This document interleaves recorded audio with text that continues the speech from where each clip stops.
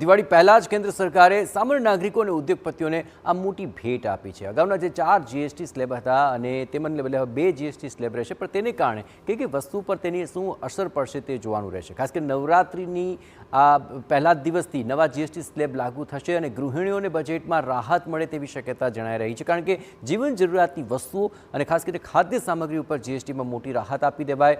અનેક ખાદ્ય સામગ્રી એવી છે કે જેના પરનો જીએસટી દર સંપૂર્ણપણે ખત્મ થઈ ચૂક્યો છે। જરા નજર કરી લે કે કઈ વસ્તુઓ પર જીએસટીની અંદર રાહત મળશે અને ગૃહિણીઓના બજેટ પરનો ભાર કેટલો હળવો થઈ જશે। તો તમામ બાબતો આપની સમક્ષ છે, જેમાં સામાન શું છે, પહેલાં કેટલો જીએસટી હતો અને હવે કેટલો છે।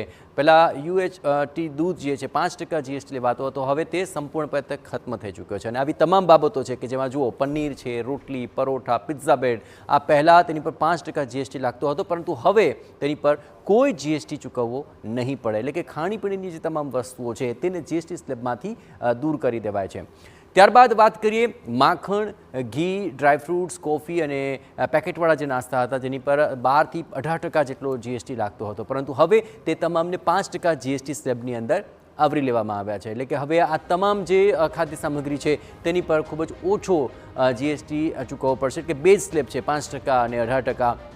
અત્યાર સુધીમાં અહીં 12 થી 18% જીએસટી સ્લેબમાં તે સમાવિષ્ટ હતા, પરંતુ હવે તેના પર માત્ર 5% જીએસટી સ્લેબ રહેશે। એટલે કે માખણ, ઘી, ડ્રાયફ્રૂટ્સ, કોફી અને પેકેટવાળા નાસ્તા છે તે પણ હવે સસ્તા બની ચૂક્યા છે।